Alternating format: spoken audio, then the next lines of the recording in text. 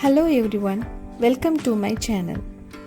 இந்த வீடியோவில் நாம் சவுத் கொரியா டூரிஸ்ட் விசா சிங்கப்பூர்லேருந்து எப்படி எடுக்கிறதுன்னு பார்க்கலாம் வாங்க.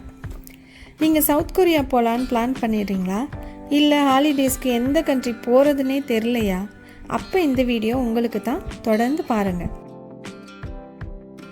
சரி, இப்போது சிங்கப்பூரில் யார் யாருக்கு விசா தேவைங்கிறத பார்ப்போம் வாங்க. சிங்கப்பூர் பாஸ்போர்ட் ஹோல்டர்ஸ்க்கு 90 டேஸ்க்கு விசிட் விசா தேவையில்லை.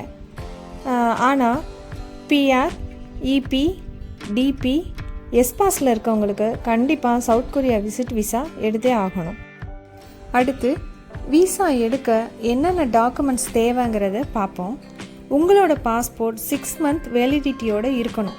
அது மட்டும் பத்தாது, எம்டி பேஜஸ் அதில் இருக்கணும். மறக்காமல் அதை செக் பண்ணிக்கோங்க. அப்புறம் உங்கள் ரீசன்ட் ஃபோட்டோ, அப்புறம் ஐசி காப்பி. நீங்கள் வேலையில் இருந்தீங்கன்னா உங்கள் எம்ப்ளாயர் லெட்டர் கொடுக்கணும். நீங்கள் பிஸ்னஸ் வச்சுருந்தீங்கன்னா உங்களுடைய அக்ரா பிஸ்னஸ் ப்ரொஃபைல் கொடுக்கணும். அப்புறம் 3 மந்த்ஸ் பேங்க் ஸ்டேட்மெண்ட் கொடுக்கணும். அடுத்து கொரியன் விசா அப்ளிகேஷன் எங்கே சப்மிட் பண்ணலான்னு பார்க்கலாம் வாங்க. நீங்கள் எல்லா ட்ராவல்ஸ்லேயும் போய் விசா எடுத்துட முடியாது.